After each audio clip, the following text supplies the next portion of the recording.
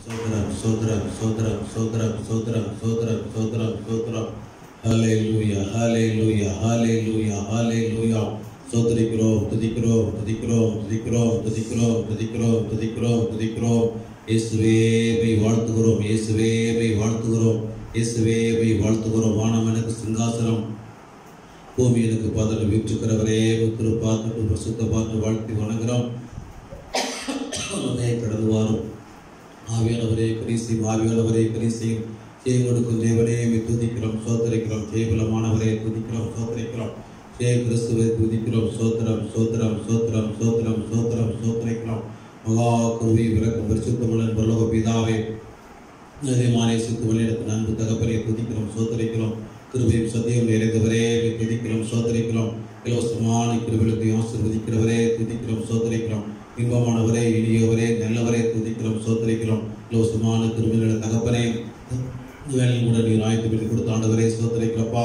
ஆலையிலும் தாராரிக்காவுக்கு கோடாபுரி சோத்திரம் சோதரிக்கிறோம். தாரர்களை கலந்துரைகளை ஒப்புக் கொடுக்கிறோம். வந்திருக்கிற எல்லா விவசாயத்தில் உழைக்கிறவர்களை குடும்பத்தை ஒப்புக் கொடுக்கிறோம்.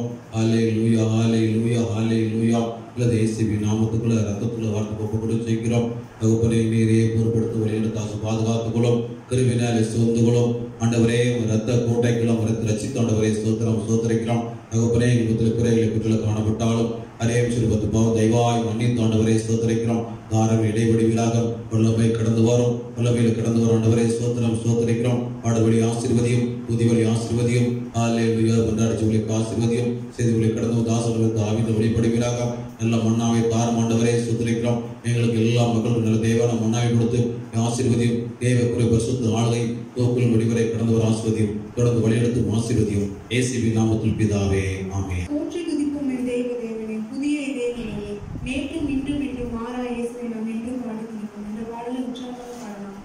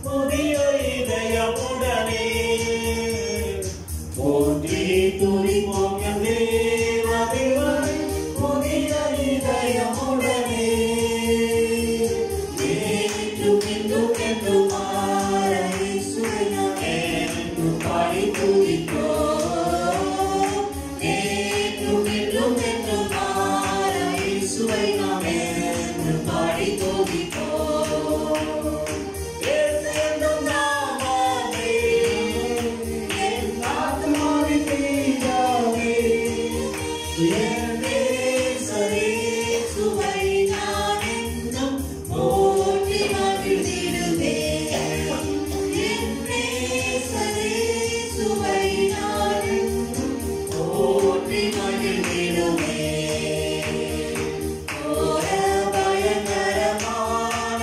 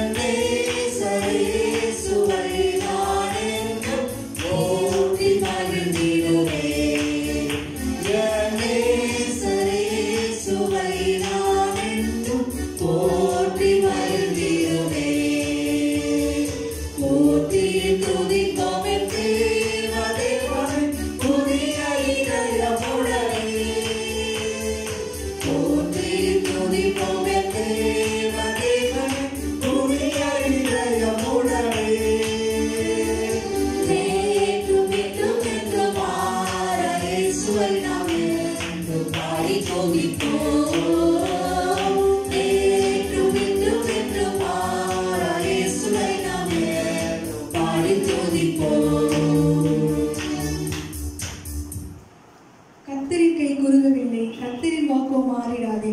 சுத்தங்களாய் மாறிடவே சுதனர்கள் குறித்தவர்கள்.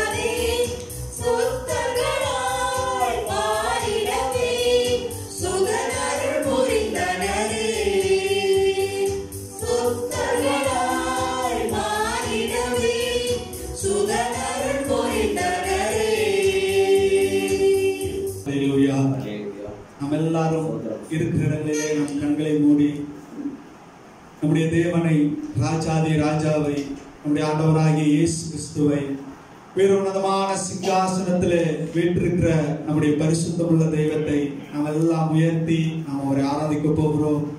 இருக்கிறவர்களை கண்களை மூடி, ஆண்டவரே நாங்கள் உம்மை துதிக்கிறோம், ஸ்தோத்தரிக்கிறோம், மகிமைப்படுத்துகிறோம் என்று சொல்லி நம்முடைய தேவனை ராஜாதி ராஜாவாம், கர்த்தாதி கர்த்தாவாம், மகிமை நிறைந்திருக்கிற நம்முடைய ஆண்டவருக்கு நாம் மகிமை செலுத்துவோமா? ஹல்லேலூயா, ஹல்லேலூயா, ஹல்லேலூயா, ஹல்லேலூயா. உம்மை துதிக்கிறோம் ஆண்டவரே, உம்மை உயர்த்துகிறோம் ஆண்டவரே, உமக்கு மகிமை செலுத்துகிறோம் ஆண்டவரே.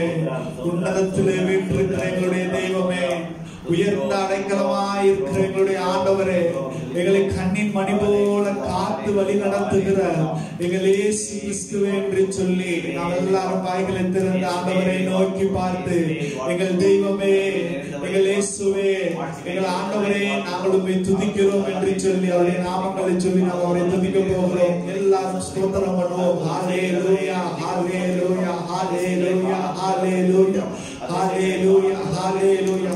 அவர் துதிகளின் மத்தியிலே வாசம் பண்ணுகிற தேவன், அவர் தூயாதி தூயவர். நம்முடைய துதிகளின் மத்தியிலே வாசம் பண்ணும்படியா நாம் எல்லாரும் அவரை ஸ்தோத்திரம் பண்ணுவோம். ஹல்லேலூயா, ஹல்லேலூயா, ஹல்லேலூயா. இயேசுவே, நாங்கள் உம்மை துதிக்கிறோம். எங்கள் தெய்வமே, நாங்கள் உம்மை மகிமைப்படுத்துகிறோம்.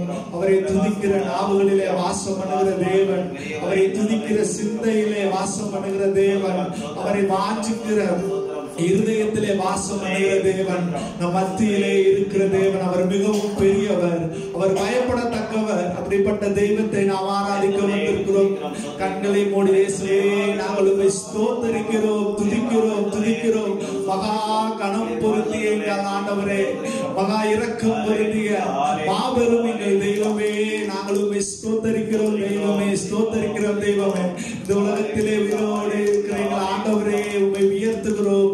எங்கள் மேலே கண்ணோக்கமாய் இருக்கிற எங்கள் தெய்வமே, இரவும் பகலும் தூங்காமல் எங்களை பாதுகாக்கிற எங்கள் இயேசு கிறிஸ்துவே, நாங்கள் உம்மை ஸ்தோத்தரிக்கிறோம், ஸ்தோத்தரிக்கிறோம், ஸ்தோத்தரிக்கிறோம், ஸ்தோத்தரிக்கிறோம், மகிமைப்படுத்துகிறோம், மகிமைப்படுத்துகிறோம். நீர் நல்லவர், நீர் வல்லவர், நீர் போதுமானவர், நீர் கிருபை நிறைந்தவர் என்று நாங்கள் அறிக்கை செய்கிறோம் தகப்பனே. ஆண்டவரே, உன்னதமான தேவன் நீங்க தான், உயர்ந்த அடைக்கலமான ஆண்டவர் நீங்க தான். ஆண்டவரே, நீர் பெரியவர், நீர் உயர்ந்தவர், நீர் மகிமை நிறைந்தவர், நீர் மாட்சிமை நிறைந்த தெய்வம், நீர் அடைக்கலமான ஆண்டவர், நீர் அதிசயங்களை செய்கிற தேவன், எங்களோடு இருக்கிற எங்கள் தெய்வமே, நாங்கள் உம்மை ஸ்தோத்தரித்து துதித்து உம்முடைய நாமத்தை உயர்த்துகிறோம் தகப்பனே. ஆண்டவரே, எங்களை முழங்கால்கள் முடக்கி உம்மை துதிக்கிறோம். உன்னத தேவனே, உயர்ந்த அடைக்கலமானவரே, நாங்கள் துதி, கனம், மகிமை எல்லாவற்றையும் உமக்கே நாங்கள் செலுத்துகிறோம் தகப்பனே. மகிமையும் மாட்சிமையும் நிறைந்த எங்கள் ஆண்டவரே, ஆண்டவரே, எங்கள் மன நிறைவுடனே நாங்கள் துதிக்கிறோம் தகப்பனே. ஆண்டவரே, எல்லா துதிக்கும் பாத்திரரே, எல்லா கணத்திற்கும் பாத்திரரே, நீரே நித்திய தேவனே, நீரே சத்திய ஆண்டவரே, நாங்கள் உம்மை ஸ்தோத்தரிக்கிறோம். எல்லா மகிமையும் உமக்கே செலுத்துகிறோம் தகப்பனே. மகிமை மாட்சிமை நிறைந்தவரே, மகிழ்வுடன் தொழுதிடுவோம். மகிமை மாட்சிமை நிறைந்தவரே, மகிழ்வுடன் தொழுதிடுவோம். பரிசுத்த தேவனாம் இயேசுவை பணிந்தே தொழுகுவோம். பரிசுத்த தேவனாம் இயேசுவை பணிந்தே தொழுகுவோம். மகிமை மாட்சிமை நிறைந்தவரே, மகிழ்வுடன் தொழுதிடுவோம். மகிமை மாட்சிமை நிறைந்தவரே, மகிமை மாட்சிமை நிறைந்தவரே, மகிழ்வுடன் தொழுதிடுவோம். நம்முடைய தேவன், அவர் மகிமை மாட்சிமை நிறைந்த தேவன். அவரை நாம் தொழுது கொள்கிற நாம் வெளியரங்கமான அலங்காரத்தோடு அல்லாமல் பரிசுத்த அலங்காரத்துடனே தேவனை தொழுது கொள்ள வேண்டும். தேவனே, நான் வெளியரங்கமான அலங்காரமாய் இருந்தால் இந்த வேளையிலே தேவரீர் என்னை பரிசுத்த அலங்காரத்துடன் உம்மை தொழுது கொள்ள ஆராதனைக்கு எங்களை தகுதிப்படுத்துங்க தகப்பனே. மகிழ்வுடன் நாங்கள் உம்மை தொழுது கொள்ள எங்களுக்கு உதவி செய்யுங்க. ஏனென்றால் நீர் உன்னத தேவன், நீர் பரிசுத்தமுள்ள தேவன் ஆண்டவரே. பயத்துடனே கர்த்தரை சேவியுங்கள், நடுக்கத்துடனே கர்த்தரை கலிகூறுங்கள் என்ற சங்கீதக்காரனுடைய வார்த்தையின்படி நம்முடைய தேவ சமூகத்திலே பயபக்தியுடன் நம்ம ஆண்டவரை துதிக்க போகிறோம். நீர் உன்னத தேவன், நீரே தகப்பனே, நீர் ஞானம் நிறைந்த ஆண்டவர் தகப்பனே. நாங்கள் உங்களை உயர்த்துகிறோம் என்று சொல்லி நாம் எல்லாரும் சேர்ந்து ஆண்டவரை உயர்த்த போகிறோம். உன்னத தேவன் நீரே,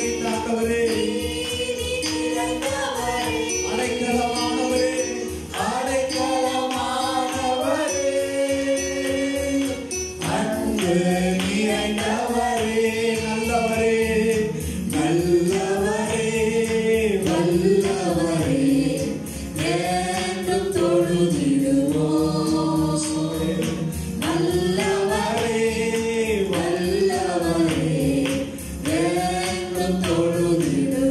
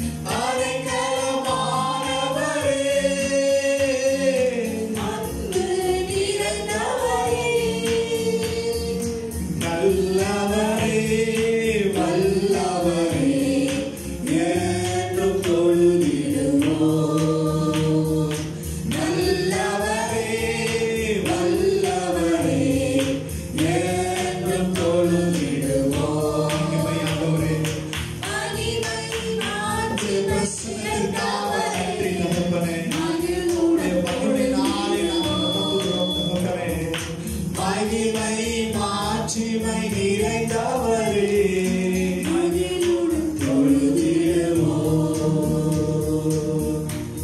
தேவன் அவர் மகிமை நிறைந்த தேவன், அவர் மாட்சிமை நிறைந்த ஆண்டவர்.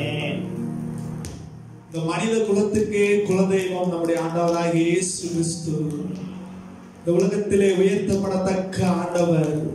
நாங்கள் உம்மை உயர்த்துகிறோம் ஆண்டவரே. நித்தியமாய் நித்தியமாய் இருக்கக்கூடிய எங்கள் தெய்வமே, தலைமுறை தலைமுறையாய் எங்களுக்கு அடைக்கலமானவரே, அன்பு நிறைந்த எங்களுடைய ஆண்டவரே, எங்கள் மேல் வைத்த அன்பின் நிமித்தமாக உம்முடைய சொந்த குமாரனையை பலியாக கொடுத்த எங்கள் பிதாவாகிய தெய்வமே, உம்மை உயர்த்துகிறோம், உம்மை மகிமைப்படுத்துகிறோம் ஆண்டவரே. கனம், மகிமை, துதி எல்லாவற்றையும் ஆண்டவராகிய இயேசு கிறிஸ்து ஒருவருக்கே செலுத்துகிறோம் என்று சொல்லி நம்முடைய ஆண்டவரை துதித்து அவருக்கு நன்றி சொல்லுவோமா? ஆண்டவரே, எல்லா கனத்தையும் எல்லா மகிமையும் எல்லா புகழையும் மக்கே செலுத்துகிறோம் தகப்பனே. ஓயாத புகழ்ச்சி, ஓயாத கனமும் நிறைந்த ஆண்டவரே, நாங்கள் உம்மை உயர்த்துகிறோம் ஆண்டவரே. இருளடைந்திருக்கிற எங்கள் வாழ்க்கையை, இருளடைந்திருக்கிற எங்கள் உள்ளத்தை, இருளடைந்திருக்கிற எங்கள் வழிகளை வெளிச்சமாக்க வந்த எங்கள் வெளிச்சமான ஆண்டவரே, எங்கள் ஒளி நிறைவான எங்கள் தெய்வமே, அருளை அளவில்லாமல் அள்ளி கொண்டிருக்கிற எங்கள் அருள் நிறைவே உம்மை துதிக்கிறோம் தகப்பனே. நீ ஒருவரும் சேரக்கூடாத ஒளியில் வாசம் பண்ணுகிற தெய்வம், ஆனால் எங்கள் வழித்தடத்திலே எங்களுக்கு ஒளியாய் வருகிற ஆண்டவர். எங்கள் உள்ளங்களிலே, இந்த உலகத்திலே இருள் இருக்கிற இடத்தில் எல்லாம் எங்கள் தேவன் எங்கள் பாதையிலே ஒளியாய் வந்த எங்கள் ஒளி நிறைவே நாங்கள் உம்மை உயர்த்துகிறோம் தகப்பனே. ஒருவரும் சேரா ஒளியில் வாசம் செய்பவரே, ஒருவரும் சேரா ஒளியில் வாசம் செய்பவரே, ஒளியினை தந்துமே இதயத்தில் வாசம் செய்யும் ஒளி நிறைவே, ஒளி நிறைவே, அருள் நிறைவே, என்றும் தொழுதிடுவோம். உள்ளத்திலே ஒளியாய் வந்த எங்கள் தெய்வமே, ஒளி நிறைவே, அருள் நிறைவே, என்றும் தொழுதிடுவோம். மகிமை மாட்சிமை நிறைந்தவரே, மகிழ்வுடன் தொழுதிடுவோம். மகிமை மாட்சிமை நிறைந்தவரே, மகிழ்வுடன் தொழுதிடுவோம். தேவனுடைய சமூகம் என்பது அற்பமானது அல்ல, அது அதிசயமான ஒன்று. சோர்ந்து போகிறவனுக்கு பலனை தருவது, வருத்தத்தோடு இருக்கிறவர்களுக்கு சந்தோஷத்தை தருவது, எதிர்காலத்தை குறித்த கேள்வியோடு இருக்கிற பிள்ளைகளுக்கு பதிலை தருகிறது தேவனுடைய சமூகம். தேவனுடைய சமூகமானது நமக்கு எல்லாவற்றிலும் நமக்கு பலத்தையும் கிருபையும் எல்லாவற்றையும் தருகிறதா இருக்கிறது. தேவனுடைய சமூகத்திலே எங்களை இருளை ஒளியாக மாற்ற வந்த எங்கள் தெய்வமே, எங்களுக்கு வாழ்வளிக்க வந்த எங்கள் வல்லலே, எங்களுடைய வேண்டாத பலவீனங்கள் எல்லாம் உமக்கு முன்பாக வைக்கிறோம் தகப்பனே. நீரே எங்கள் மத்தியில இடைப்படும் ஆண்டவரே, உமக்கு உகந்த பிள்ளையாக எங்களை மாற்றுங்க தகப்பனே. இயேசுவே, எங்கள் வாழ்க்கை முழுவதும் உடைய கரத்தில் ஒப்புக் கொடுக்கிறோம் தகப்பனே. எத்தனை போராட்டங்கள், எத்தனை துன்பங்கள் எங்களை சுற்றிலே என்ன வந்தாலும் எங்கள் தேவன் ஒருவரே எங்களுடைய வாழ்விலே உயர்ந்திருப்பீராக தகப்பனே. ஹல்லேலூயா, ஹல்லேலூயா, ஹல்லேலூயா, ஹல்லேலூயா, ஹல்லேலூயா, ஹல்லேலூயா. உடைய கரத்திலே நாங்கள் விட்டுக் கொடுக்கிறோம் தகப்பனே. இயேசுவே நாங்கள் உம்மை உயர்த்துகிறோம் உயர்த்துகிறோம் உயர்த்துகிறோம். எங்கள் துதி பலிகளை நாங்கள் ஒப்புவிக்கிறோம். எங்கள் நன்றி பலிகளை நாங்கள் ஒப்புவிக்கிறோம் தகப்பனே. உம்மை நாங்கள் ஆராதிக்கிறோம் தகப்பனே. உம்முடைய பாதத்திலே நாங்கள் எங்களை அர்ப்பணிக்கிறோம் தகப்பனே. உகந்த காணிக்கையா ஒப்புவிக்கிறேனையா,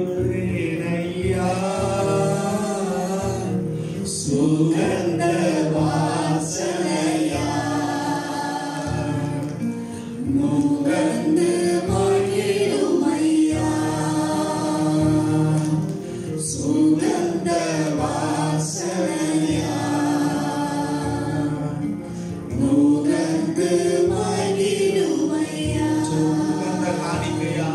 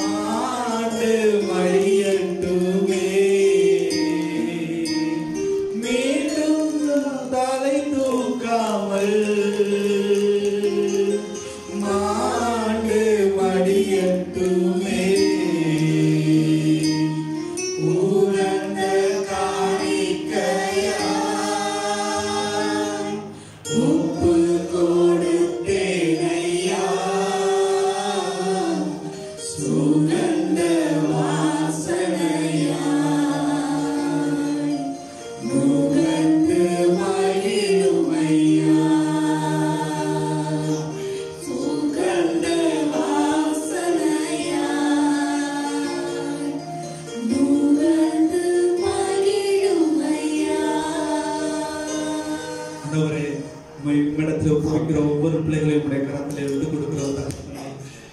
உடைய காணிக்கைகளை, எங்களை, உடைய துதி பலிகளை, நன்றி பலிகளை சுகந்த வாசனையாய் நுகர்ந்து ஆண்டவரே எங்களுக்கு ஆனந்தத்தையும் சந்தோஷத்தையும் சமாதானத்தையும் ஒவ்வொரு குடும்பங்களிலும் சபையில் ஒவ்வொரு பிள்ளைகள் வீட்டிலேயும் ஆண்டவரே உம்மை ஆராதித்து உம்மிடத்தில் அர்ப்பணிக்கிற ஒவ்வொரு குடும்பத்திலையும் சமாதானத்தையும் சந்தோஷத்தையும் ஆண்டவரே சகல விதமான தேவைகளையும் சம்பூர்ண கர்த்தர் சந்திக்கும்படியாய் நாங்கள் வேண்டுகிறோம் தகப்பனே. உடைய கிருபை ஒவ்வொரு நாளும் பெருகட்டும் தகப்பனே. உடைய பலன் அதிகமாகட்டும் தகப்பனே. உங்கள் செட்டைகளின் கீழே எங்களை அடைக்கலமாய் பாதுகாத்துக் கொள்ளும்படியாய் நாங்கள் வேண்டுகிறோம் தகப்பனே. இஸ்ரவேலை காக்கிறவர் உறங்குவதும் இல்லை தூங்குவதும் இல்லை என்று நாங்கள் அறிக்கை செய்கிறோம் தகப்பனே. உங்களை முழுவதுமாய் உடைய கரத்திலே நாங்கள் விட்டுக் கொடுக்கிறோம் தகப்பனே. ஆண்டவரே உடைய நேசகரம் எங்களோடு இருக்கட்டும். ஆண்டவரே உடைய குரல் எங்களுக்கு கேட்டுக்கொண்டே இருக்கட்டும் தகப்பனே. எங்கள் பாதைகளை செவைப்படுத்தும் தகப்பனே. எங்களுக்கு முன்பாக நீங்க செல்லும்படியாய் நாங்கள் வேண்டுகிறோம். எல்லா துதிகனமாய் எல்லாம் எங்கள் அருமை இரட்சகர் இயேசுவுக்கே நாங்கள் செலுத்துகிறோம். இயேசுவின் நாமத்தில் ஜெபிக்கிறோம் நல்ல பிதாவே, ஆமென். தேவன் இந்த ஆராதனை வேலையை ஆசீர்வதித்து தந்ததற்காகவும் தொடர்ந்து இருக்கிற செய்தி வேலைக்காகவும் ஜெபிப்போம். அன்புள்ள இயேசுப்பா, இந்த வேலையிலும் எங்கள் கூடி ஜெபிக்க கொடுத்த கிருபைகளுக்காக உங்களுக்கு நன்றி இயேசுப்பா. உங்க ஆராதிக்க செய்த கிருபைகளுக்காக நன்றி இயேசுப்பா. ஸ்தோத்திரம் இயேசுப்பா.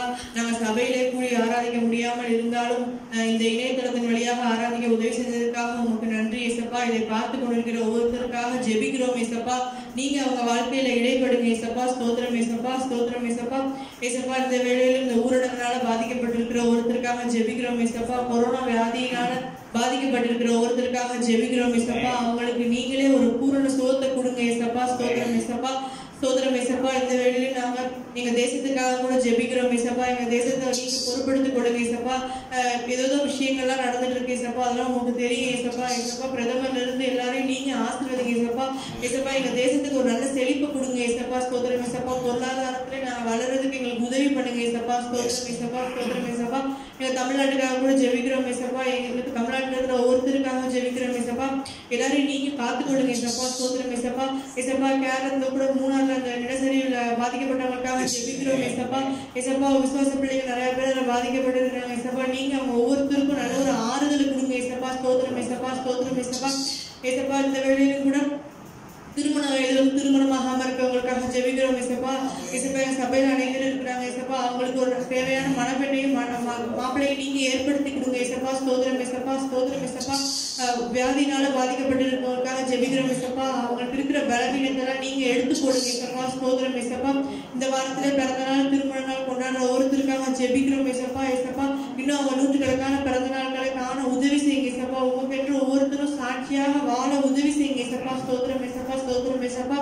ஏசப்பா தொடர்ந்து இருக்கிற செய்திகளுக்காக கூட ஜெபிக்கிறோம் ஏசப்பா.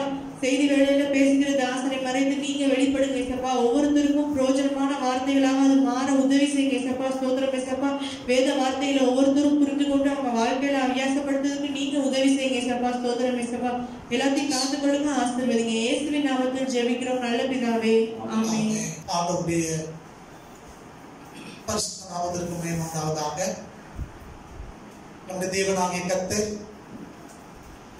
எல்லாவற்றையும் நேர்த்தியாய் செய்கிற தெய்வம். நம்ம வாழ்க்கையிலே அவர் ஒருபோதும் தீமையை செய்வதும் இல்லை, தீமையை அனுமதிக்கிறதும் இல்லை. நீங்கள் நானும் வாழ்ந்திருக்க வேண்டும் என்பதும், நீங்கள் நானும் அவருடைய நாமத்திற்கு மகிமையாய் ஜீவிக்க வேண்டும் என்பதும் தேவனுடைய நோக்கமாக இருக்கிறது. இந்த நாளிலேயும் நம்முடைய தியானத்திற்காக blessings with conditions, நிபந்தனைகளுக்கு உட்பட்ட ஆசீர்வாதங்கள் அப்படிங்கிற ஒரு தலைப்பின் கீழாய் நாம் இன்னைக்கு தியானிக்க போகிறோம். ஆசீர்வாதங்கள் என்பது தேவன் நமக்கு தருகிற ஒன்று. நீங்களும் நானும் கர்த்தருடைய நாமத்திற்கு மகிமையாய் வாழத்தக்கதாய், ஆண்டவருக்கு சாட்சியாய் ஜீவிக்கும்படியாய் தேவன் நமக்கு இந்த ஆசீர்வாதங்களை தருகிறார். இந்த ஆசீர்வாதங்கள் எல்லாம் நிபந்தனைகளுக்கு உட்பட்ட ஒன்று.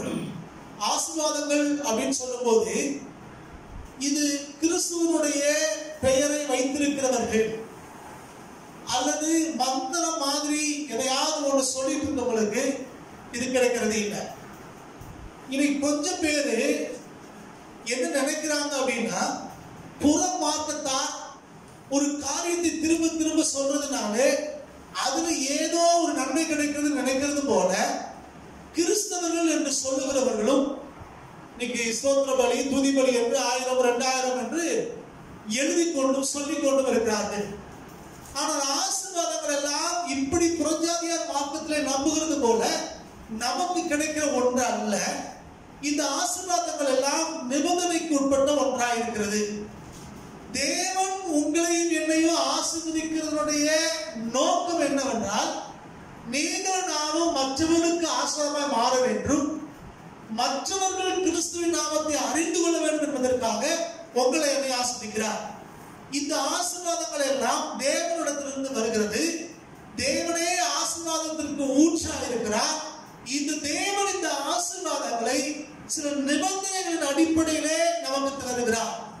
All the blessings of the Lord are conditional. எல்லா blessingsமே கண்டிஷனோட தான் தேவன் நமக்கு கொடுத்திருக்கிறார். சோ இன்றைக்கு நம்ம வேதத்தின் அடிப்படையிலே இந்த ஆசீர்வாதங்களை சுதந்திரிப்பதற்கு என்ன செய்ய வேண்டும் அப்படிங்கிறது, இந்த நிபந்தனைகள் மூலமா எப்படி பெற்றுக்கொள்வது அப்படிங்கிறத நீங்க நம்ம படிக்க போறோம். இதுக்கு ஆதாரமாய் நம்ம தெரிந்திருக்கிற வேத பகுதி உபாகமத்தின் புஸ்தகம் 7ஆம் அதிகாரம் 12-13 வசனங்கள். உபாகமம் 7ஆம் அதிகாரம் 12 மற்றும் 13 வசனங்களை ஒருத்தர் வாசிப்போம். இந்த நியாயங்களை நீங்கள் கேட்டு கைக்கொண்டு அவைகளின்படி செய்வீர்களானால், அப்பொழுது உன் தேவனாகிய கர்த்தர் உன் பிதாக்களுக்கு ஆணையிட்டு கொடுத்த உடன்படிக்கையையும் கிருபையையும் உனக்காக காத்து உன்மேல் அன்பு வைத்து உன்னை ஆசீர்வதித்து உனக்கு கொடுப்பேன் என்று உன் பிதாக்களுக்கு ஆணையிட்டு கொடுத்த தேசத்தில் உன்னை பெருக பண்ணி உன் கற்ப கனியையும் உன் நிலத்தின் கனிகளாகிய உன் தானியத்தையும் உன் திராட்சரசத்தையும் உன் எண்ணெயையும் உன் மாடுகளின் பலனையும் உன் நாட்டு மந்தைகளையும் ஆசீர்வதிப்பார். ஸ்தோத்திரம். இது பழைய ஏற்பாட்டிலே உள்ள ஒரு வேத வசனம். வேதத்திலே தேவி இருக்கிற சிலர் சொல்லுவாங்க பழைய ஏற்பாட்டில தான் நிபந்தனை, புதிய ஏற்பாட்டிலே கிறிஸ்துவானவர் நமக்காக ரத்தம் சிந்தி விட்டபடினாலே எந்த நிபந்தனையும் கிடையாது. நாம எல்லாரும் ஆசீர்வாதத்தை அனுபவிக்கலாம், கேட்டதெல்லாம் கர்த்தர் கொடுப்பார் என்று போதிக்கிறவர்கள் உண்டு. நீ நன்றாக புரிந்து கொள்ள வேண்டும். யோவான் 14:14 சொல்லுகிறார், என் நாமத்தினாலே நீங்கள் எதை கேட்டாலும் உங்களுக்கு தருவேன் சொல்லியிருக்கிறார். ஆனா அதுக்கு முந்தைய வசனம் 13வது வசனம் சொல்கிறது, என் நாமத்தினாலே நீங்கள் எதை கேட்டாலும் பிதா குமாரனில் மகிமைப்படும்படியாக தான் அதை செய்வேங்கிறார். குமாரனில் பிதா மகிமைப்பட வேண்டும். அது தேவன் ஒரே வார்த்தை சொல்ற, தேவன் நாம் மகிமைப்படும்படிதான் தேவன் அதை செய்தவர். நம்ம புதிய ஏற்பாடு அவன் எதை கேட்டாலும் நம்ம பெற்றுக்கொள்ளுவேன் அப்படிங்கிறது இல்லை.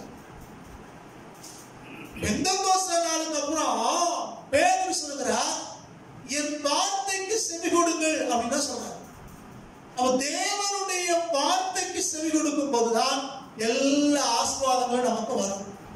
அப்ப இது மந்திரத்தினாலே உண்டாகிறது அல்ல.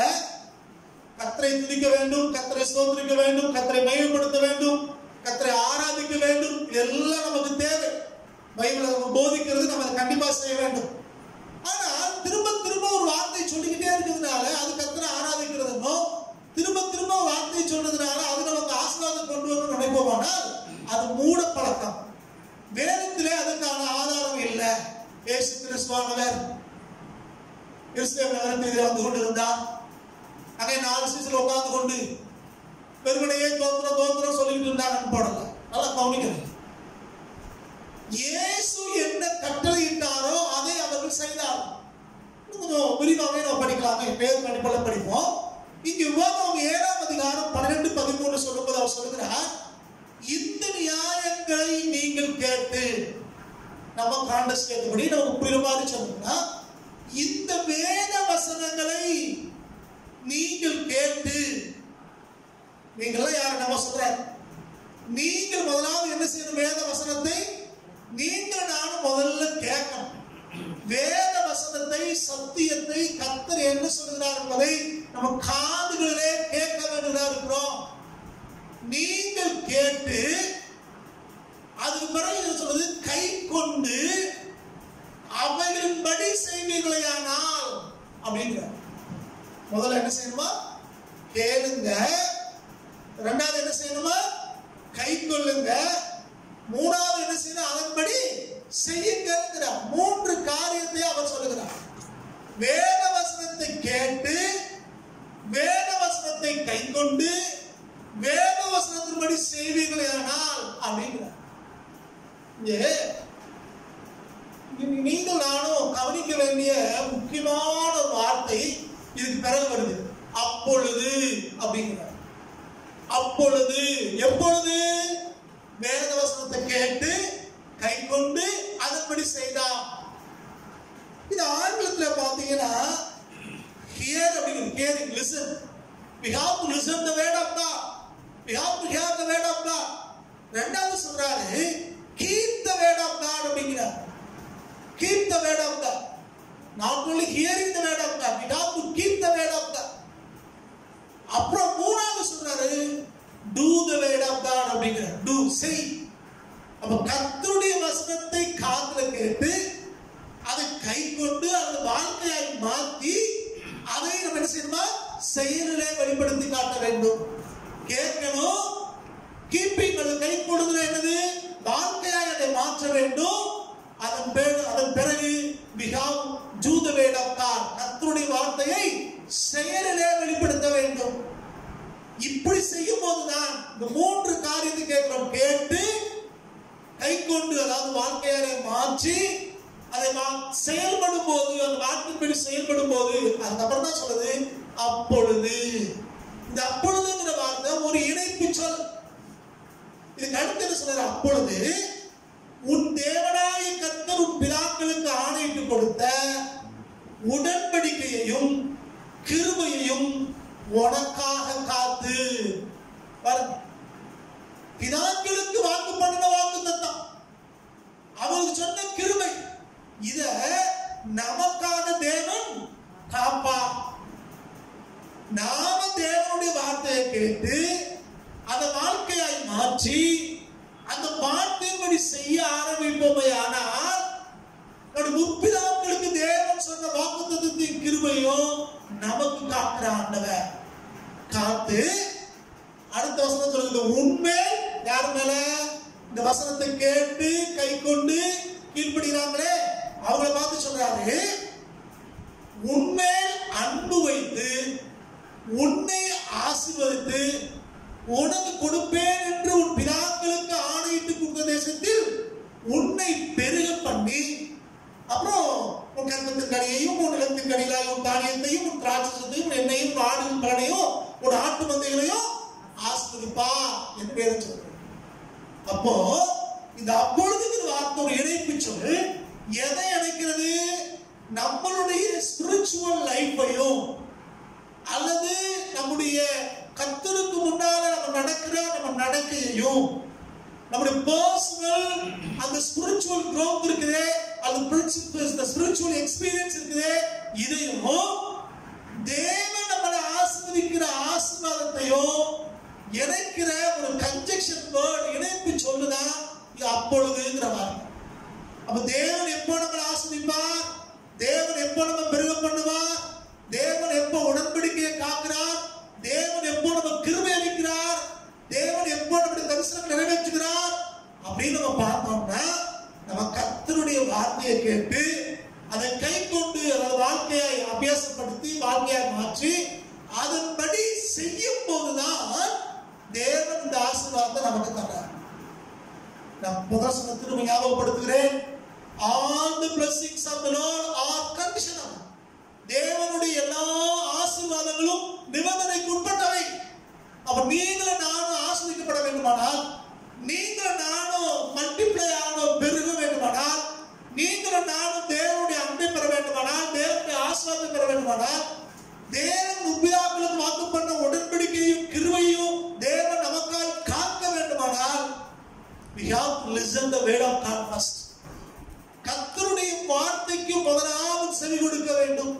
இங்க எதையோ நம்ம கேட்கிறோம், யார் யாருடைய ஆலோசனையோ கேட்கிறோம், யார் யாருடைய புத்திமதியோ கேட்கிறோம்.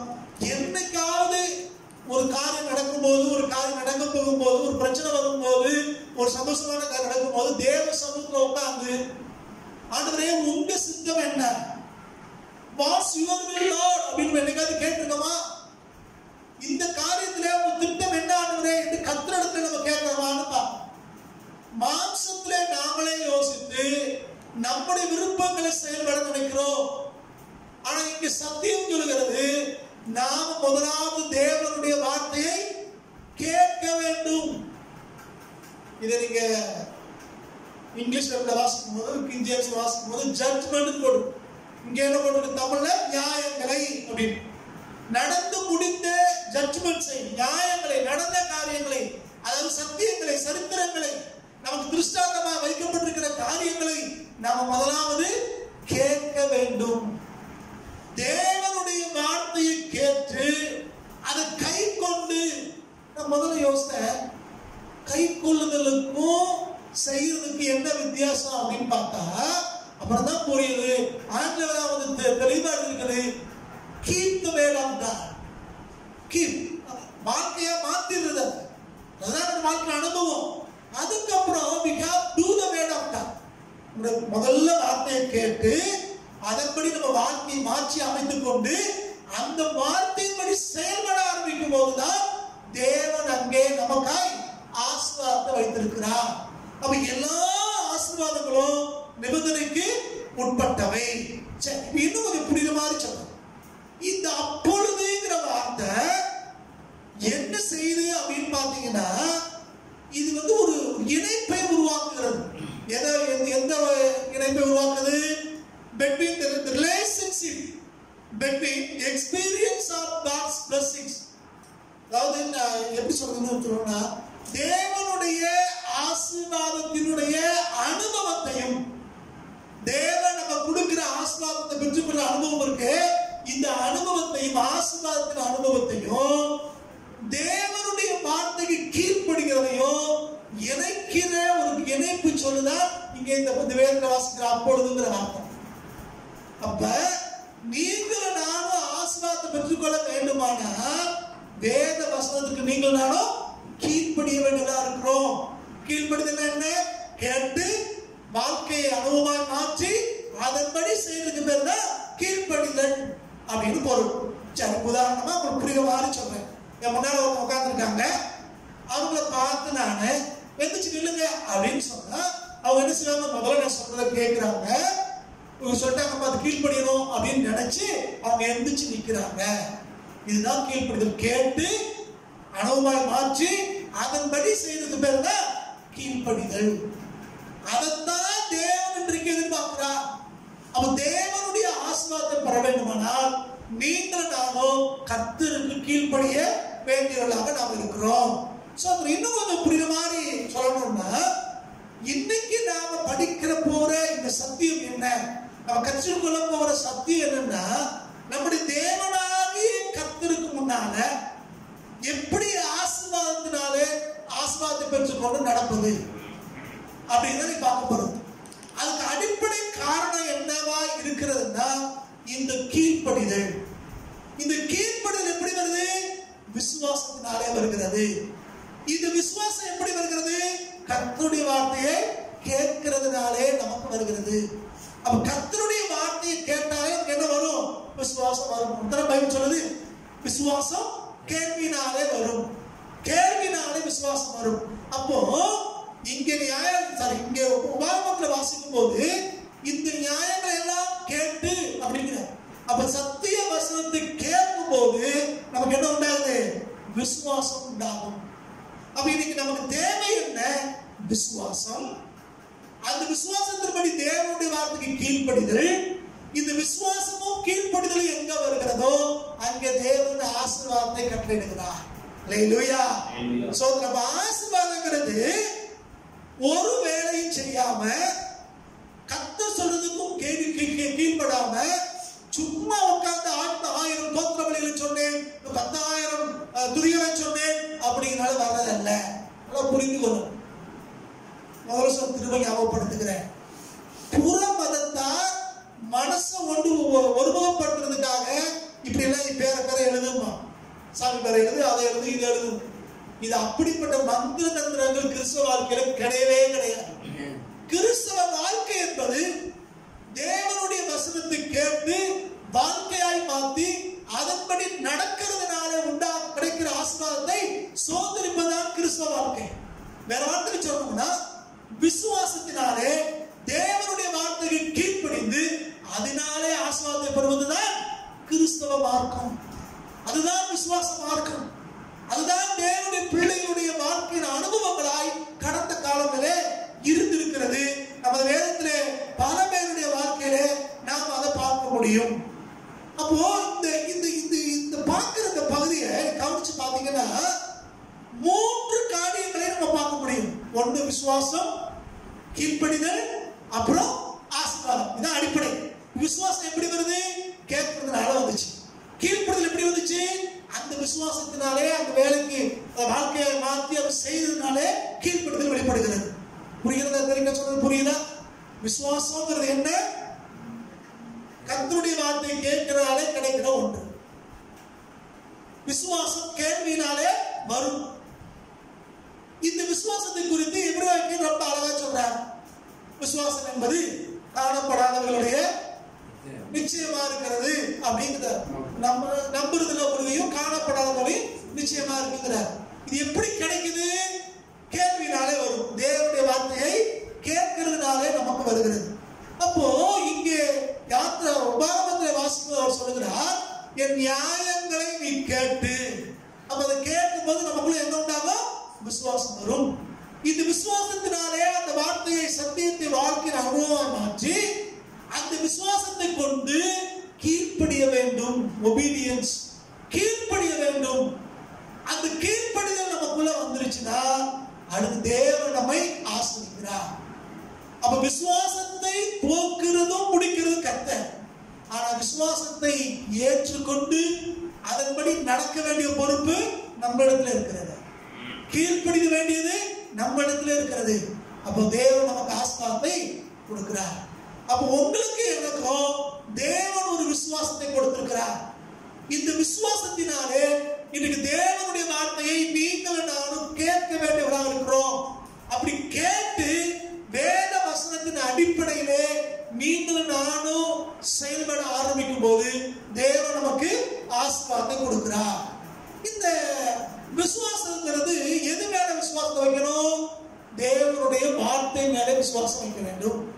இந்த விசுவாசம் எப்படி நமக்கு வருகிறது? கேள்வியினாலே விசுவாசம் வருகிறது. சோத்ரம். கேள்வியினாலே விசுவாசம் நமக்கு வருகிறது.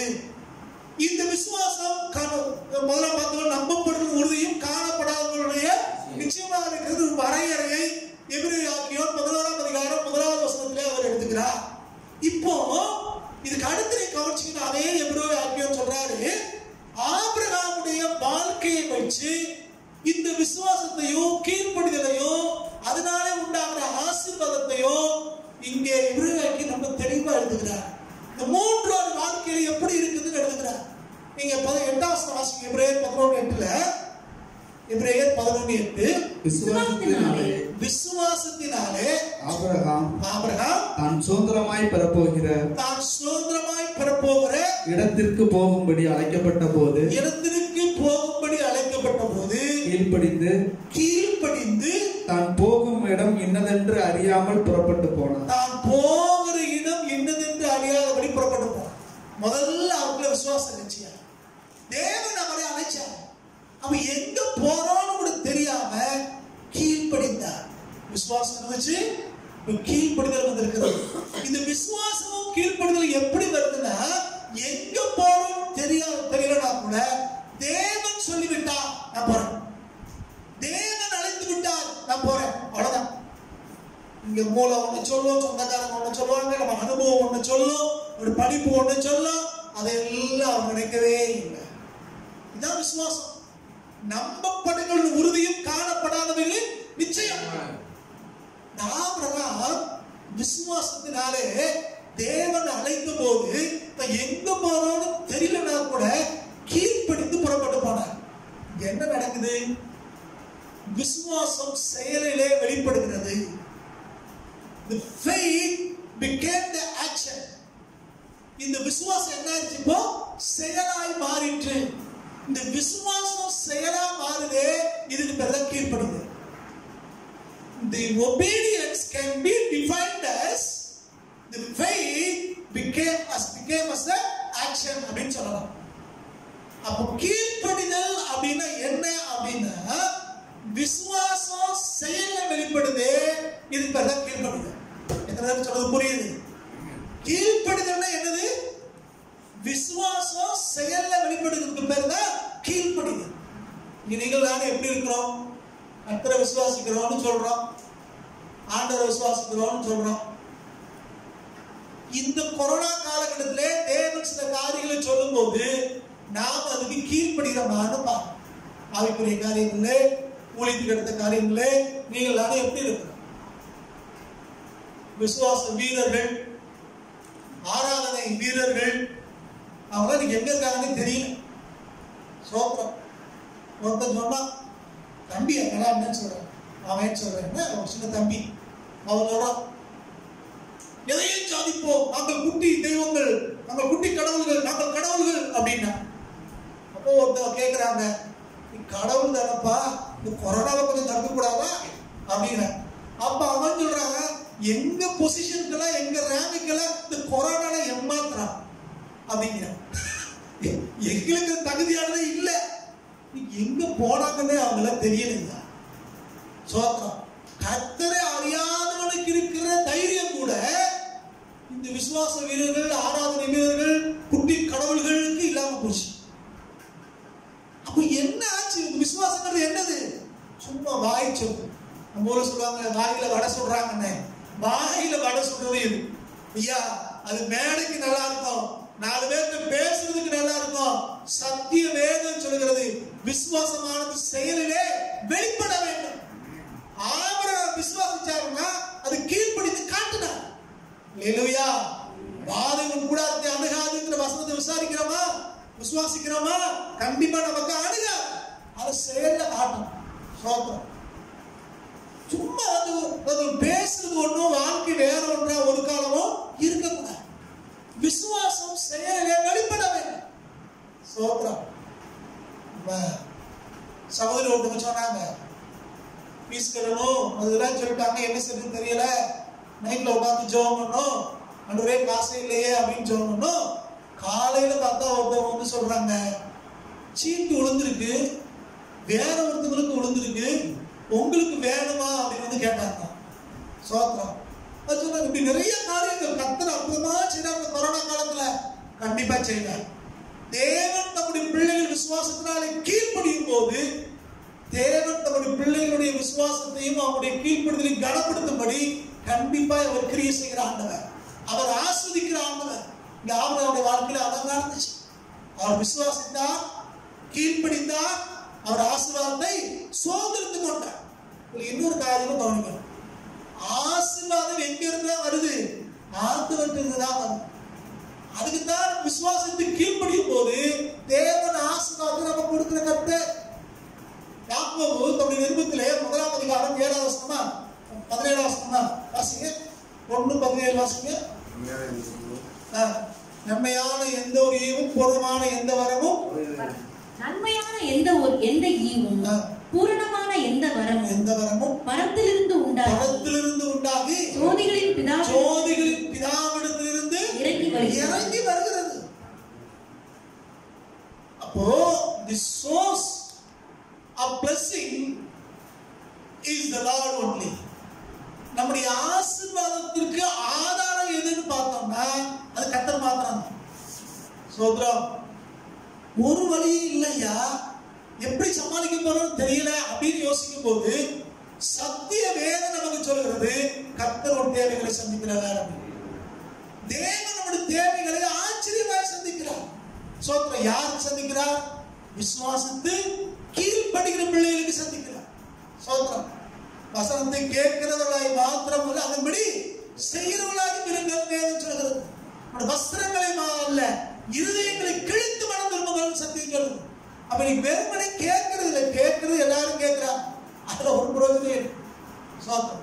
எபிரேயர் யூதர்கள் சொல்லுவாங்க, அன்னைக்கு அந்த சினாய் வனாந்தரத்திலே தேவன் பேசும்போது, இந்த யாத்திராகமும் 19ஆம் அதிகாரம் அதுல நீங்க வாசிக்கும் போது ஆண்டவர் பேசுற சத்தம் உலகம் முழுக்க கேட்டுச்சான். சங்கீதத்துல சொல்லிருக்கே அதை பத்தி உலகமெல்லாம் கேட்டுச்சான்.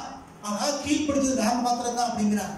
19:8 அந்த வசனம் சொல்லும் போது, நீங்க கீழ்ப்படுவீங்களா அப்படின்னு கேட்கும் போது நாங்க அப்படியே செய்வோம் கீழ்ப்படுத்திட்டு யாருன்னா சொன்னாங்களா? இஸ்ரவேலர் தான் சொன்னா நம்ம பெருமையா சொல்லுவோம். இன்றைக்கு கேட்கறதுக்கு ஆட்கள் நிறையா இருக்கிறாங்க. இந்த வார்த்தையை அநேகர் கேட்கிறீங்க, ஆனா கர்த்தருடைய வார்த்தையை கீழ்ப்படுகிறமான்னு யோசிப்பாங்க. யார் கீழ்ப்படுகிறார்களோ அவருக்கு தான் தேவன் இந்த ஆசீர்வாதத்தை வைத்திருக்கிறார். அப்ப நம்ம ஆசீர்வாதத்துக்கான ஆதாரம் ஆண்டவர். அந்த ஆண்டவருடைய ஆசீர்வாதத்தை பெற வேண்டுமானால் நமக்கு விசுவாசத்தோடு கூட நம்ம கீழ்ப்படிய வேண்டும். அதுக்கு நல்ல ஒரு உதாரணமாய் ஆபிரகாமை எபிரேய வாக்கியம் நமக்கு காட்டுகிறார்.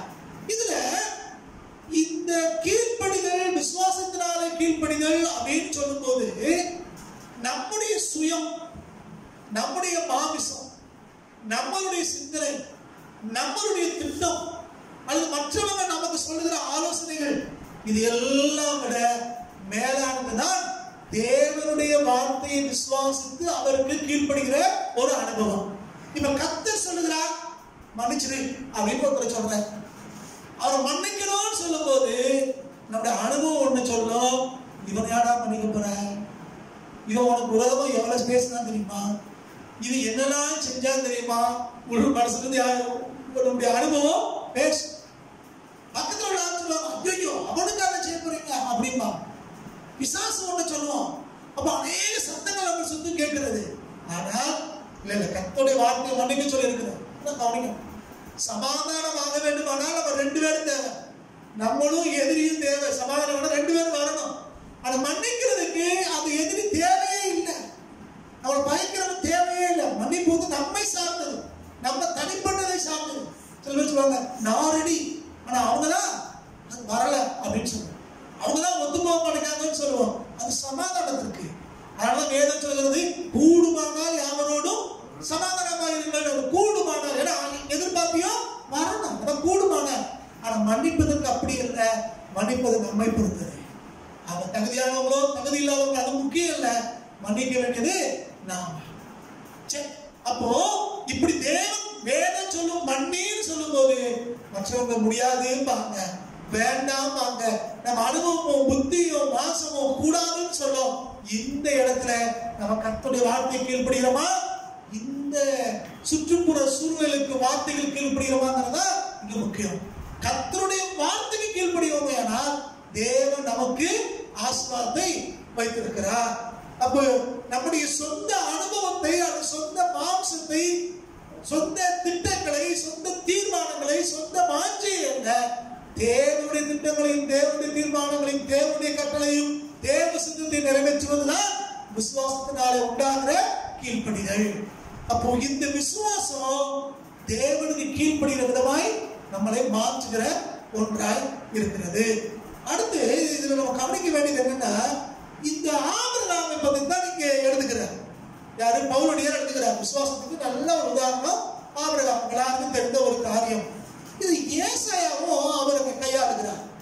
புதிய ஏற்பாட்டிலே எபிரேயாக்கியம் சொல்றாரு, பழைய ஏற்பாட்டிலே ஏசாயா சொல்லுகிறார். ஏசாயா 51ஆம் அதிகாரம் முதல் 2 வசனங்களை பாருங்க. ஏசாயா 51 முதல் 2 வசனங்கள். கர்த்தர் சொல்கிறார், நான் உங்கள் ஏசாயா 51 முதல் 2 வசனங்கள். நீதியை பின்பற்றி கர்த்தரை தேடுகிற நீங்கள், கர்த்தரை தேடுகிற நீங்கள் எனக்கு செவி கொடுங்கள்.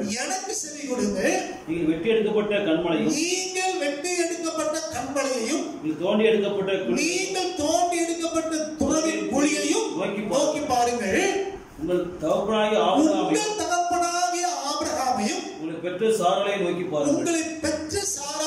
நோக்கி பாருங்கள். அவன் ஒருவனாய் இருக்கையில் நான் அவனை அழைத்து அவனை ஆசீர்வதித்து அவனை பெருக பண்ணினேன். யாருக்கு சொல்ற? நீதியை பின்பற்றி கர்த்தரை தேடுகிற நீங்கள் அப்படிங்கிற சோத்திரம். புறஜாதியாருக்கு கர்த்தரை அறியாதவர்களுக்கு எழுதப்பட்டதல்ல, வேத வசனத்தை நம்பி வேத வசனத்தை விசுவாசங்களுக்கு எழுதப்பட்ட வசனம். இது என்ன சொல்லுது? நீதியை பின்பற்றி கர்த்தரை தேடுகிற நீங்கள் எனக்கு செவி கொடுங்க. அவர் சொல்லிட்டு அவர் சொல்றாரு, நீங்கள் எனக்கு செவி கொடுங்க. நீங்கள் வெட்டி எடுக்கப்பட்ட கண்மலையையும் நீங்கள் தோண்டி எடுக்கப்பட்ட துறவின் குழியையும் நோக்கி பாருங்க. நீங்க எங்க இருந்து வந்தீங்கன்னு திரும்பி பாருங்க அப்படிங்கிறார். அதான் நீங்க திரும்பி பாருங்க, அதாவது அர்த்தம். உங்களுடைய ஆரம்ப காலத்தை நோக்கி பாருங்க, கடந்த காலத்துல எப்படி இருந்தீங்கன்னு பாருங்க. நீங்க அப்படின்னு நம்ம சொல்றாரு. அடுத்து சொல்றாரு உங்கள். அப்ப நீங்க சொல்றாரு இப்ப உங்கள் தகப்பனாகிய ஆபிரகாமையும். அப்ப நீதியை பின்பற்றி கர்த்தரை தேடுகிற உங்களுக்கு எனக்கும் ஒரு தகப்ப ஸ்தானத்துல யாரை கொண்டு வைக்கிறார்? ஏசாயா ஆபிரகாமை வைக்கிறார். உங்கள் தகப்பனாகிய ஆபிரகாமையும் உங்களை பெற்ற சாராளையும் நோக்கி பாருங்கள். இப்போ முதல்ல என்ன சொன்னாரு? நீங்க எங்க இருந்து வந்தீங்கன்னு நோக்கி பாருங்க. இப்ப சொல்றாரு ஆபிரகாமையும் சாராளையும் நோக்கி பாருங்கப்பா, உங்களுக்கு முற்பிதாங்க அவங்கள நோக்கி பாருங்கன்னு சொல்லிட்டு அடுத்து பாத்தீங்கன்னா ஆபிரகாமை ஹைலைட் பண்றார். அவனை 4 அவனை வருதான் இல்லையா? ரொம்ப முக்கியம் வந்து பேசுறாரு. அவனை ஒருவனாய் இருக்கையில் நான் அவனை அழைத்தவர் யாரு? நான். கர்த்தர் அழைக்கிறார். யாரை அழைக்கிறார்? ஆபிரகாமை. எப்போ அழைச்சாரு? தனி மனிதனா, ஒரு individual person. When he was a single man, the Lord our God called him.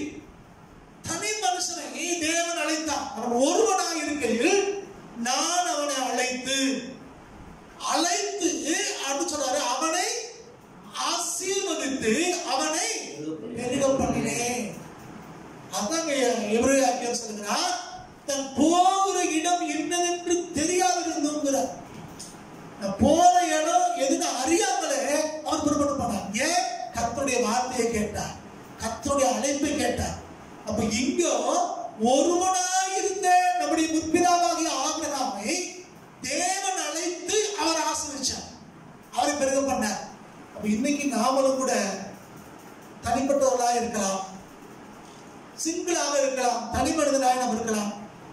ஒரு குடும்பமாக இருக்கலாம், ஒரு சபையா இருக்கலாம், அதனுடைய எண்ணிக்கையிலே குவான்டிட்டியிலே நம்ம குறைவானவர்களா இருக்கலாம்.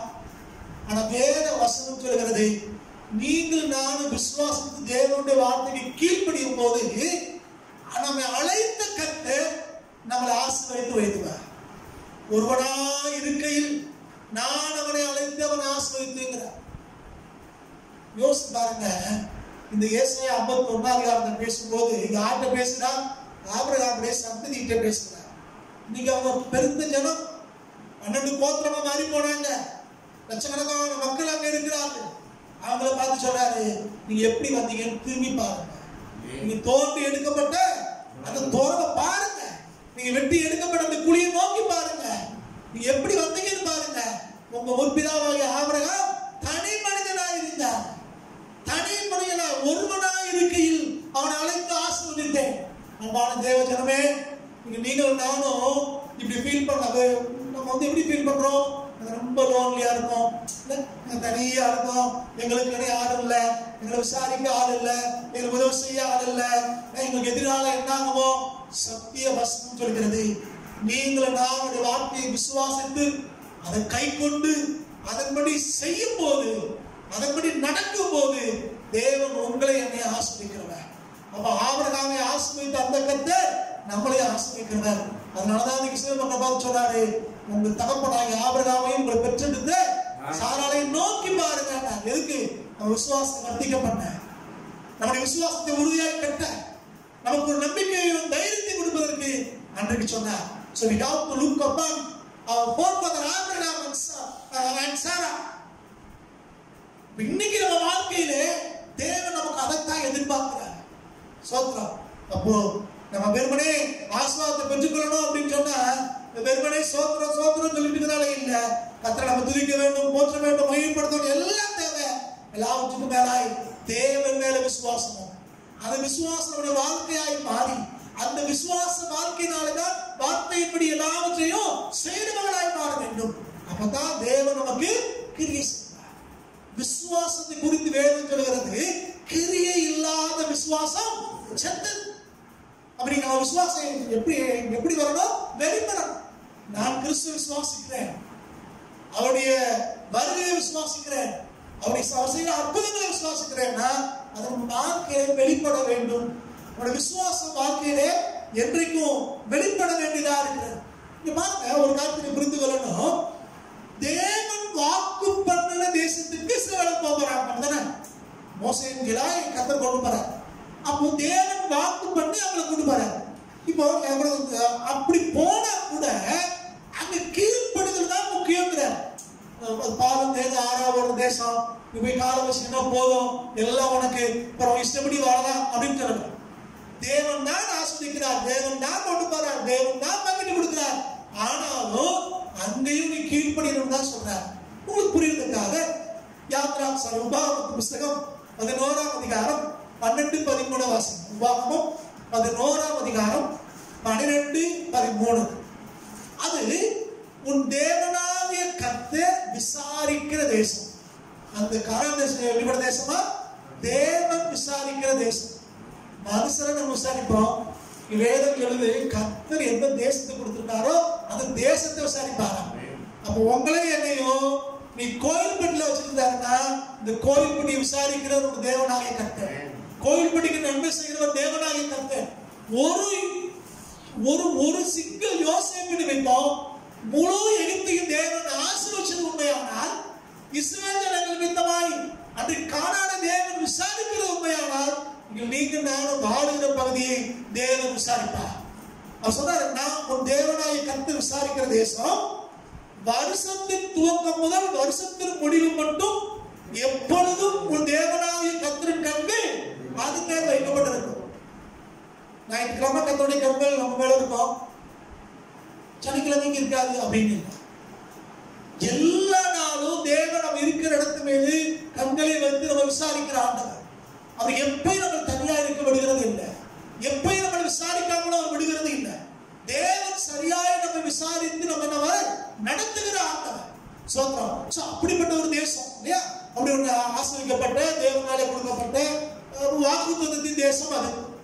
அந்த ஆசீர்வாத தேசத்தை பத்தி, நீங்கள் உங்கள் தேவனாகிய கர்த்தரிடத்தில் உங்கள் முழு இதயத்தோடும் உங்கள் முழு ஆத்மாவோடும் அன்பு கொண்டு அவர் சேவிக்கும்படி நான் இன்று உங்களுக்கு கற்பிக்கிற என் கற்பனைகளுக்கு கீழ்ப்படிந்தா அப்படிங்கிற அந்த தேசம் அவருடைய தேசம்ப்பா.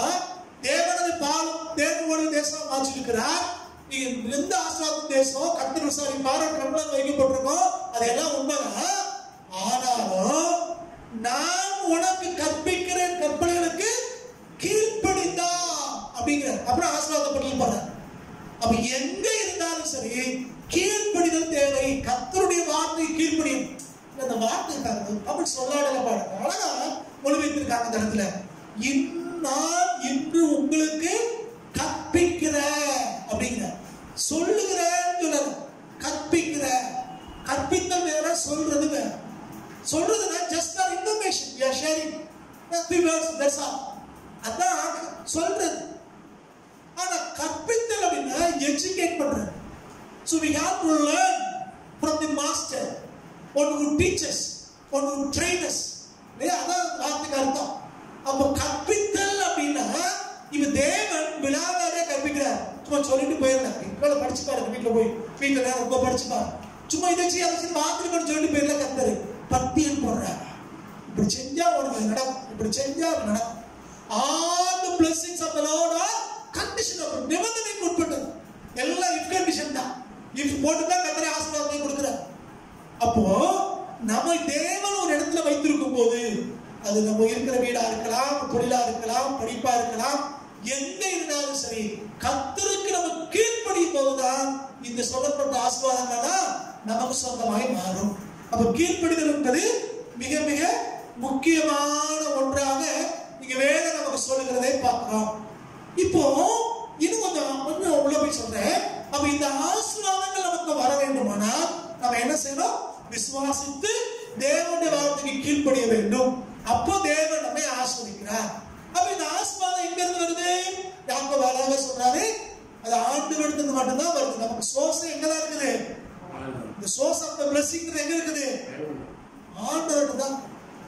அதனாலதான் சங்கீதக்காரர் ரொம்ப அழகா சொல்றாரு, எனக்கு ஒத்தாசை வரும் பர்வதங்களுக்கு நேராக என் கண்களை ஏற்றுகிறேன். அப்ப ஆண்டவருடைய பிள்ளைகள் நமக்கு ஆசீர்வதிக்கிறவர் தேவன் தான், நமக்கு ஆசீர்வாதம் கொடுக்கிறவர் தேவன் தான் சொல்லும் போது நம்ம கண்ணு எப்ப எங்கதான் இருக்கணும்? கர்த்தருக்காக மட்டும்தான். எனக்கு ஒத்தாசை வரும் பர்வதங்களுக்கு நேராய் 121 சங்கீதமா 121 சங்கீதம் 14 வாக்கியம் சொல்லுது. எனக்கு ஒத்தாசை வரும் பர்வதங்களுக்கு நேராய் என் கண்களை ஏறெடுக்கிறேன். வேலைக்காரனின் கண்கள் எஜமானின் கைகளை நோக்கி இருக்கா போல, வேலைக்காரியின் கண்கள் எஜமானின் கைகளை நோக்கி இருக்கா போல உண்டு. நம்ம கையை எதைத்தான் நோக்கி இருக்கணும்? சோத்திரம் சனிக்கிழமை வந்துருச்சுன்னா தீம்பியாசத்தை வேலை செய்யறவங்க யார் கையை நோக்கி பார்ப்பாங்க? தீம்பியாசம் முதலாளியே எங்க வைப்பாங்க. சம்பளம் வரணும், சனிக்கிழமை அப்படி ஆயிடுச்சு, எப்போ வருவாரு? வேலை பிடிக்கிறேன்னு வந்துருவாரா? சம்பளம் போட்டுருவாரா? யார் பார்ப்பாங்க? வேலைக்கு செய்ததுக்கு காரணமா இருந்து தீம்பியாசு மோராலே பார்க்கிறான். ஆனா உங்களுடைய என்னுடைய கண்கள் எங்க இருக்கணுமா? எல்லா மனுஷனுடைய கண்கள் எங்க இருக்கணுமா? கர்த்தரிடத்துல. நம்ம எல்லாம் அவருடைய வேலைக்காரன், அவருடைய பிள்ளைகள் சொல்ல போனார். அவருக்கு சொந்த ஜனம், அவருக்கு உறவுக்காரர்கள். நம்ம உரிமையோடு கேட்கக்கூடிய ஒரே ஒரு இடம் தேவசமம் பார்க்கணும். அவர் நம்ம கேட்கல. அப்ப நம்ம அவருடைய கண்கள் அவரை நோக்கி தான் பார்க்கணும். அது எப்படி பார்க்கணும்? விசுவாசத்தோடும் நம்பிக்கையோடும் அவருக்கு கீழ்ப்படி, அவர் வார்த்தைக்கு கீழ்ப்படிந்து அவரை நோக்கி பார்க்கணும். அவர் காரியம் சொல்லியிருக்கிறாரு. அவர் சொன்ன காரியத்துல எதையும் கேட்காம வெறுமனே காசு கொடுத்தா மாத்திரம் அவரை பார்த்துட்டு இருந்தா நமக்கு ஒண்ணு கிடைக்காது. சோத்திரம். அப்ப அவர் சொன்ன வார்த்தைக்கு கீழ்ப்படிந்து விசுவாசத்தினால கீழ்ப்படிந்து அவர் நோக்கி பார்க்கும் போது தேவன் நமக்கு இதை கொடுக்கிறார். அடுத்து பாத்தீங்கன்னா, இப்படி தேவன் நம்மை ஆசீர்வதிக்கும் போது நாம் விசுவாசிக்கிறோம், கீழ்ப்படுகிறோம், தேவன் நமக்கு ஆசீர்வாதம் கட்டளையிடுகிறார். எப்படி விசுவாசிக்கிறோம்? தேவனுடைய வார்த்தையை கேட்டு விசுவாசிக்கிறோம். தேவனுடைய வார்த்தையை கேட்டு விசுவாசித்து அதனுடைய வாழ்க்கையின் அனுபவமாய் மாற்றி நாம் அதற்கு கீழ்ப்படிந்து அதனால தேவனுடைய ஆசீர்வாதத்தை பெறுகிறோம். இப்படி தேவனுடைய ஆசீர்வாதத்தை பெற்றதுக்கு பின்னால சில நேரங்களில் நமக்கு ஆசீர்வாதத்துக்கு காரணம் ஆண்டவர் என்பதை மறந்து விடுகிறோம். பல நேரங்களிலே நாம் அதை மறந்துடுறோம். அதனால ஆண்டவரை மையப்படுத்த தவறுகிறோம். கொஞ்சம் உயர்த்தப்பட்ட உடனே, கொஞ்சம் ஆசீர்வாதத்தை பயன்படுத்த இந்த நேரத்தில் வந்த உடனே நம்ம ஆண்டவரை மறந்து விடுகிறோம். இன்னைக்கு ஒரு சின்ன ஒரு வீடியோ கிளிப்பிங் கேட்டேன் காலையில். அதை நான் ஊழியக்காரனால அனுப்பியிருக்கிறேன். ஏன்னா உங்களுக்கு அனுப்பிட்டாரே அவங்க. அதில் ஆண்டவரை அறியாத ஒரு அம்மா சொன்ன சில காரியங்கள் இருக்கிறது. அது சொல்லுது, எனக்கு எந்த வாய்ப்பு கிடைச்சாலும் சரி நம்முடைய கருத்துக்களை அப்படி சொல்லிட்டே போயிட்டே இருக்கணும். எந்த மேடை கிடைச்சாலும் சரி நம்முடைய கருத்துக்களை அப்படியே சொல்லிக்கிட்டே போகணும் அப்படிங்குது. அது சொல்லுது, போன போக்கில் வீசிட்டு போயிடும். அது பிளேடை வச்சு ஒரு மரத்துல ஒரு கோடு போட்ட மாதிரி, ஒரு செடி மேல ஒரு கோடு போட்ட மாதிரி, யாருக்கும் தெரியாது அது ஒரு கோடை போட்டு போயிட்டாங்கன்னு. காலையில் பார்த்தா செடி குப்புற விழுந்துடும் அப்படிங்குது, காய்ச்சி போயிடும் அப்படிங்குது. சொல்றது புரியுதா? அப்ப நான் எல்லா இடங்களிலும் எந்த இடமா இருந்தாலும் கர்த்தரை மாத்திரம் வைத்தவளா இருக்க வேண்டும். அது குறித்து ஓசியா சொல்லுகிறார். ஓசியா 2ஆம் அதிகாரம் 8ஆம் வசனம் இப்படி சொல்கிறது, தனக்கு நான் தானியத்தையும் திராட்சரசத்தையும் எண்ணெயும் கொடுத்தவர் என்றும் தனக்கு நான் வெள்ளியையும் பொன்னையும் பெருக பண்ணினவர் என்றும் அவள் அறியாமல் போனார். அவைகளை அவர்கள் பாகாலுடையதாக்கினார்கள். இஸ்ரவேல் ஆசீர்வதிக்கப்படும் போது தனக்கு திராட்சரசத்தையும் தானியத்தையும் எண்ணெயும் கொடுத்தவர் ஆண்டவர் மறந்தது. தனக்கு வெள்ளியும் பொன்னையும் பெருக பண்ணது கர்த்தருக்கு மறந்துட்டு தங்களை தாங்களே புகழ்ந்து கொள்கிறது. அது பாகால்களை உயர்த்துகிறது. ஓசியா புத்தகம் 2ஆம் அதிகாரம் 8ஆம் வசனம் அப்படி சொல்லுகிறது. அப்போ மகிமையை வேற ஒருத்தருக்கு கொடுக்கிறது. கவனிச்சிங்களா? இது மகிமையை வேற ஒருத்தருக்கு கொடுக்கிறது. இது தேவனுக்கு பிடித்தமில்லாத ஒன்று. தேவன் இதை அவர் அருவருக்கிறார். அப்போ we should not give the glory to other than God. கர்த்தரை தவிர வேற யாருக்கும் தேவனுடைய மகிமையை நாம கொடுக்க கூடாது. இன்னும் தெளிவா சொல்லணும் அப்படின்னா, இன்னும் கொஞ்சம் மேல போய் சில பேர் அடுத்தவங்களுக்கு மகிமையை கொடுக்கிறோம். சில பேர் ஆண்டவரோட ஆசீர்வாதத்தினுடைய மூல காரணங்களை மறந்துட்டு நமக்குள்ள பெருமை வருகிறது. நம்முடைய சொந்த திறமைகளை நம்ம பெருசா நம்ம நினைச்சுக்கிறோம். நான் அடிக்கடி சொல்லுவேன், உங்களுக்கு புரியும் நினைக்கிறேன். நம்ம இமயமலைக்கு மேல ஏறி நின்னாலும் நம்ம 5 அடினா 5 அடி தான். நான் இமயமலைக்கு மேல நின்றுட்டேன், உலகத்திலே நான் தான் பெரிய ஆளு, வளர்ந்தாளு, உயர்ந்தமான ஆளுன்னு சொல்ல முடியாது இல்லையா? நம்ம வேற 5 அடினா 5 அடி தான். தேவனுடைய கிருபையினால எங்க ஏறி நிக்கிறோம்? இமயமலை நிக்கிறோம்ங்கிறத புரிந்து கொள்ள வேண்டும். இத வேதத்தின் அடிப்படையில் இன்னொரு வசனத்தை கூட சொல்ல விட்டுறேன். ரொம்ப தெளிவாய் வேத வாக்கியம் சொல்கிறது. இதே உபாகமத்துல 8ஆம் அதிகாரம், உபாகமம் 8ஆம் அதிகாரம் 17-18 வாசகம். உபாகமம் 8ஆம் அதிகாரம் 17-18. என் சாமர்த்தியமும் என் கைப்பலனும் இந்த ஐஸ்வர்யத்தை எனக்கு சம்பாதித்தது என்று நீ உன் இருதயத்தில் சொல்லிக் கொள்ளாமலும் இருக்க எச்சரிக்கையாய் இருந்து உன் தேவனாகிய கர்த்தரை நினைப்பாயாக. அவரே உன் பிதாக்களுக்கு ஆணையிட்டு கொடுத்த தம்முடைய உடன்படிக்கையை உறுதிப்படுத்தும்படி இந்நாளில் உனக்கு உண்டாயிருக்கிறது போல ஐஸ்வர்யத்தை சம்பாதிப்பதற்கான பலனை உனக்கு கொடுக்கிறவர். சம்பாதிக்கிறதுக்கு பலனை கொடுத்தது யாரா? கர்த்தர் தான் பலனை கொடுத்தார். அதனால ஏன் சாமர்த்தியம், ஏன் சாமர்த்தியம், ஏன் படிப்பு, ஏன் திறமை, ஏன் கைப்பலன், இதனால நான் சம்பாதிச்சேன், இதனால நான் மேல வந்துட்டேன் அப்படின்னு ஒரு இருதயத்தில் கூட சொல்லக்கூடாதுங்கிற ரொம்ப அழகா இருப்பாருங்க. நீ உன் இருதயத்தில் சொல்லிக் கொள்ளாமல் இருக்க எச்சரிக்கையா இருந்தேங்கிறார். ஒரு வார்னிங் கொடுக்கிறார். உன் இருதயத்துல கூட நினைச்சிடாத, இது நான் தான் நினைச்சிடாத. சோத்திரம், இது கர்த்தர் உனக்கு கொடுத்ததுங்கிற.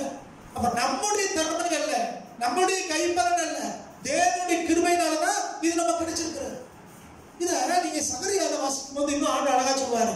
சகரியா 4ஆம் அதிகாரம் 6வது வசனத்துல வாசிக்கும் போது, not by might, not by power, but by my spirit அப்படிங்கிற.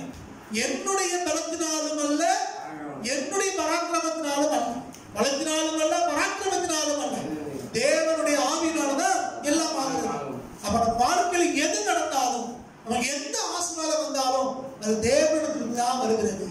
அப்போ நமக்கு பலம் இல்லாவிட்டாலும், நமக்கு பராக்கிரமம் இல்லாவிட்டாலும், நம்முடைய சாமர்த்தியம் இல்லாவிட்டாலும் தேவன் நமக்கு செய்கிறவர் என்பதை மறந்துவிடக் கூடாது.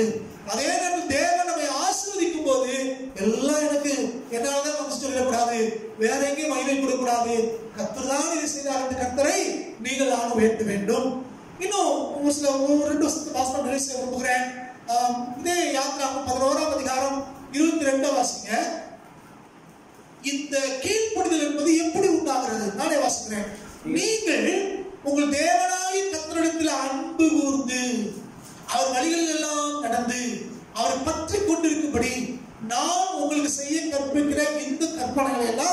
ஜாக்கிரதையாய் கை கொள்ளுங்களையானா, இந்த கீழ்ப்படிதல் அது கை கொள்ளுதல் அப்படிங்கிறது எப்படின்னா ஒரு பயத்தினால அல்ல. அதாவது புரிந்துக்கணும். நீங்க விசுவாசிக்கணும், நீங்க கீழ்ப்படியணும் அப்படின்னு சொல்லும் போது ஏதோ பயந்து போய் செய்யறது இல்ல. இங்க ரொம்ப அழகா சொல்றாரு, நீங்கள் உங்கள் தேவனாய கர்த்தரிடத்தில் அன்பு கூர்ந்து. எப்படி கீழ்ப்படியணுமா? அன்பு கூர்ந்து கீழ்ப்படியணும். நீங்க பொதுவா சில பேர் நான் சொல்றதை பார்த்திருக்கேன். இந்த காணிக்கை விஷயங்கள் நிறைய பேர் பேசுவாங்க. பேசும்போது சொல்லுவாங்க, கொடுங்கள் அப்பொழுது உங்களுக்கு கொடுக்கப்படும் அப்படிமா. அப்புறம் சொல்லுவாங்க, ஏழை கிழங்கிறவர் கர்த்தரை கடன் கொடுக்கிறான் சொல்லியிருக்காங்க. பார்த்திருக்கீங்களா?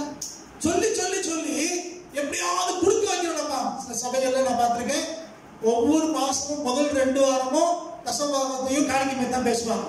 ஒரு 1/4 மணி நேரம் பேசிட்டு தான் அடுத்த செய்தியே கொடுப்பாங்க. இந்த அனுபவத்துக்கு சொல்லுவேன், நான் பார்த்துருக்கிறேன். ஆனால் நன்றாய் புரிந்து கொள்ளுங்கள், இது அடுத்தவங்க கம்பல் பண்ணி வருகிற ஒரு காரியம் அல்ல, பயத்தினாலே வருகிற காரியம் அல்ல, தேவன் மேல வச்ச அன்புனாலே வருகிற காரியங்கள் இதெல்லாம். சில காரியங்கள் பயத்தினாலே செய்யக்கூடாது, நம்முடைய அன்பினாலே செய்ய வேண்டியதாக இருக்கிறோம். அவர் சொன்னாரு, பாருங்க, உங்கள் தேவனாய கர்த்தரிடத்தில் அன்பு கூர்ந்து அப்படிங்கிறார். உங்கள் தேவனாய கர்த்தரிடத்தில் அன்பு கூர்ந்து. அப்ப நம்ம எப்படி கீழ்ப்படியணும்? கீழ்ப்படிக்கிறது எப்படி? தேவன் மேல வச்ச அன்புனால கீழ்ப்படியணும். நம்ம ஆண்டவர்ப்பா, நமக்காக உயிரே கொடுத்தவரு, நம்மளை வாழ வச்சவரு, நம்மளை தூக்கி நிறுத்தவரு, நமக்கு ஒரு குடுவாரம் கொடுத்தவரு, நம்ம கூட இருக்கிறவரு, நம்மளை பாதுகாக்கிறவர் என்று தேவன் மேல அன்பு வைத்து அவர் வார்த்தை கீழ்ப்படுத்தினோட பயந்து போய் இல்லை. ஐயோ சொல்லிச்சுப்பா, இவங்க சொல்றாங்க, இல்லைன்னா அடிச்சுக்குவாங்க, கொண்டுருவாங்க, இப்படி பயம் கிடையாது. தேவன் மேல வச்ச அன்பினாலே நீங்கள் அனுப்பியபடியா இருக்கிறோம். சோ கடைசியாய் நான் ஆரம்பிச்ச காலம் திரும்ப வைண்ட் அப் பண்ண விரும்புறேன், தொகுத்து சொல்லி வைண்ட் அப் பண்ண விரும்புறேன். இன்னைக்கு நம்ம 3 காரியங்கள் தேவை.